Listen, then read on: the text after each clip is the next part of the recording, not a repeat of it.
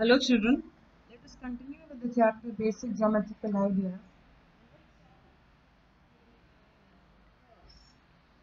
So what is a curve? Suppose there are many times when you start drawing something in your copy. So when you draw something without actually lifting your pen, you get a curve. When you draw something without actually lifting your pen, you draw like this, like this, like this, like this, like this, like this, you get a curve. Now curves are of different types. This is a curve. It is a simple curve and an open curve.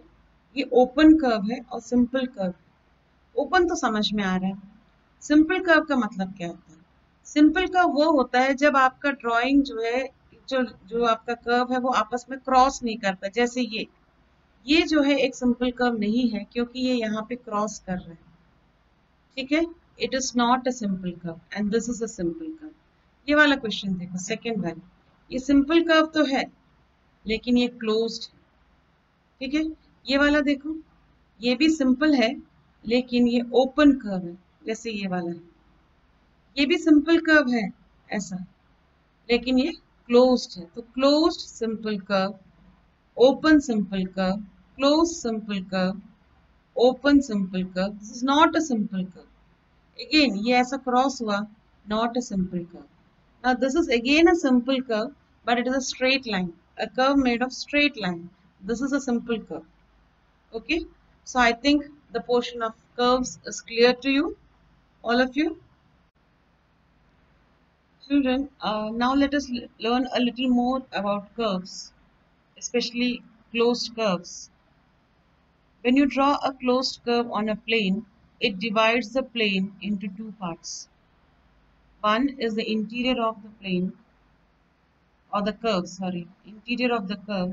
Another other part is the plane that is in the exterior of the curve. And then you have the curve itself. Okay, I'll repeat. When you draw a curve on a plane surface, it divides the plane surface into two main parts: interior of the curve, exterior of the curve, and then finally you have this curve itself. ठीक है, तो तीन चीजें इसमें हैं. तीन चीजें इसमें है का मतलब पॉइंट्स जो है इन तीनों में से किसी में भी लाई कर सकता है. इंटीरियर ऑफ द कर्व में लाई कर सकता है, जैसे यहाँ पे पॉइंट ए एंड बी है. ऑन द कर्व लाइज कर सकता है, जैसे पॉइंट जे एंड के. एक्सटीरियर में लाई कर सकता है, जैसे पॉइंट्स एल सी बी. तो इस कर्व के इंटीरियर में दो पॉइंट्स है, ऑन द कर्व दो पॉइंट्स है, एक्सटीरियर में ये सारे ही पॉइंट्स हैं. हम लेकिन तीन पॉइंट्स की बात करते हैं, L C and D. Now let us talk about another curve that's a circle here. इस सर्कल में पॉइंट ई इंटीरियर में है, point I on the circle है, ऑन द कर्व, एच भी on the curve, F and G जो है exterior में. तो ये रीजन जो है कर्व का इनसाइड इंटीरियर रीजन, बाकी पूरा एक्सटीरियर रीजन, और ये खुद कर्व. Is this clear? इसमें ये रीजन कर्व का इंटीरियर, ये एक्सटीरियर बाकी, और ये the curve itself. I think this much is clear. Children, now coming on to another very interesting topic, that is polygons. Polygons are actually simple closed curves. Simple closed curves है लेकिन they are made up of straight lines. So simple closed curves या simple closed figures made up of straight line are called polygons. यानी वो closed होना चाहिए, दूसरा एक दूसरे के ऊपर क्रॉस नहीं होना चाहिए, सिंपल होना चाहिए और स्ट्रेट लाइन से बना होना चाहिए. जैसे ये और इसको देखो, ये क्लोज्ड है और सिंपल भी है, तो ये पॉलीगॉन है. All these are polygons. Now polygons कौन सा नहीं होता है मैं बताती हूँ. जैसे फॉर एग्जांपल इसको ऐसे कर दिया, ये वाले क्वेश्चन में आप देखेंगे ये जो है आपस में क्रॉस कर रहे हैं, तो ये पॉलीगॉन नहीं होगा क्योंकि ये सिंपल क्लोज्ड है या नहीं वो भी क्लियर नहीं है. ये सिंपल नहीं है because not a simple curve है, सो ये पॉलीगॉन भी नहीं है. इसको भी मैं बना सकती हूँ नॉट ये, अगर ऐसा कर दिया तो ये पॉलीगॉन नहीं है. ठीक है, और अगर इसको वापस ले गए तो ये पॉलीगॉन. इसको भी अगर मैं वापस ले गई तो ये.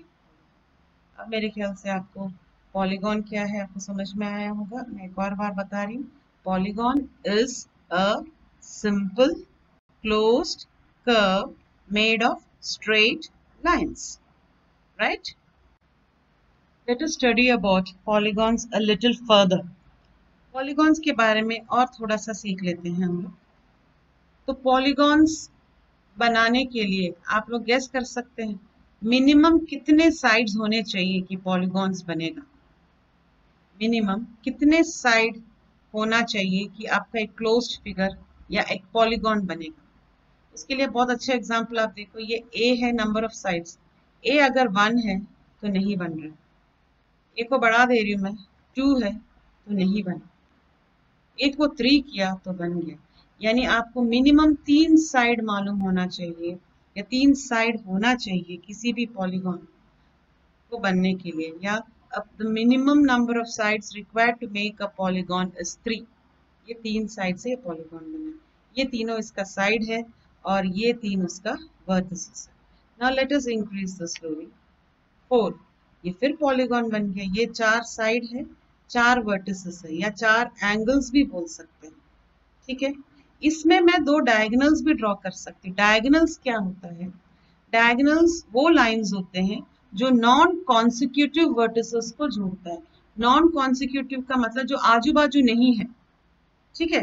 जैसे डी एंड सी को ज्वाइन नहीं करेगा, डी एंड बी जो आजू बाजू नहीं है उनको ज्वाइन करने वाले लाइन को हम वर्टिसेस कहते हैं।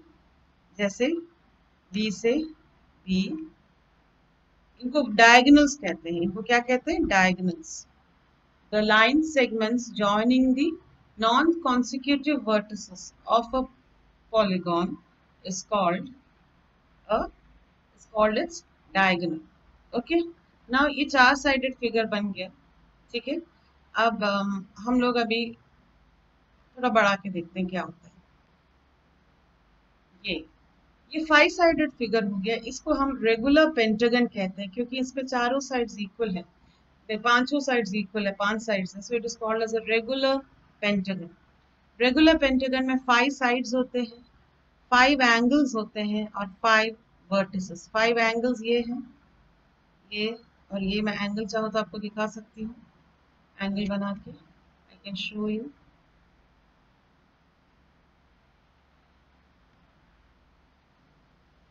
ये एंगल, ये उसका एंगल है। ऐसे इसके पास आप देखेंगे 5 एंगल्स हैं, ठीक है।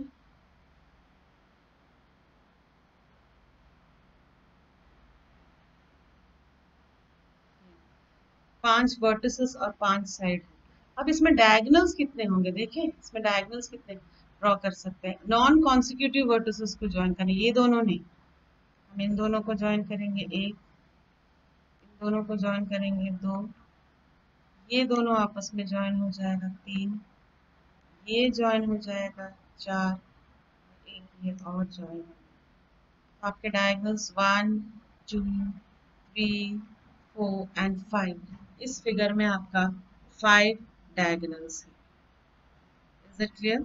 Now let us slowly increase the number of sides। थोड़ा सा बढ़ा के देखेंगे तो कैसे कैसे फिगर बनेगा आपको समझ में आएगा। तो ये तो अभी हमने पेंटागन बनाया था, अब अगर हम n को 6 कर देंगे स्लोली तो फिगर आपका चेंज हो जाएगा।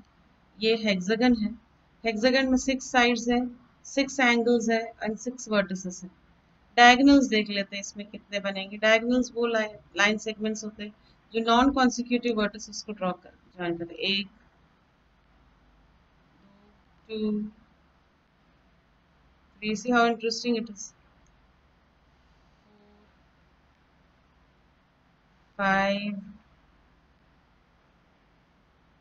6 and 7. I think I have joined, no, 7, 8 and 9. So these are the diagonals of a hexagon। 9 diagonals draw किया हम लोगों ने। 9 diagonals है, 6 vertices है, 6 angles and 6 sides। इस तरीके से हम लोग बढ़ाते जाएंगे ना, आपका फिगर जो है, अभी इसमें हेप्टागन है, इसमें डायगोनल्स जो हमने बनाए थे उसको हटा देते हैं, तो ये फिगर जो है आपका हेप्टागन यानी 7 साइडेड फिगर बन जाएगा. This is your heptagon. Okay, and then I can make it octagon. अगर मैंने यहाँ पे 8 कर दिया तो ऑक्टागन हो जाएगा. 9 करेंगे तो नॉनागन हो जाएगा. 10 करेंगे तो डेकागन. इस तरीके से बढ़ाते जाएंगे तो इस तरीके से आपको पॉलीगॉन मिलता जाएगा. ये सब रेगुलर पॉलीगॉन से, क्योंकि इसके सारे साइड्स इक्वल है. किसी भी पॉलीगॉन्स का जब सारा साइड इक्वल होता है तो उसको रेगुलर पॉलीगॉन बोलते हैं. तो इन अ डेकागन आपके पास 10 साइड है, 10 वर्टिसेस एंड 10 एंगल्स, और बहुत सारे आप इसके अंदर डायगोनल्स भी ड्रॉ कर सकते हैं. So I hope you have understood this.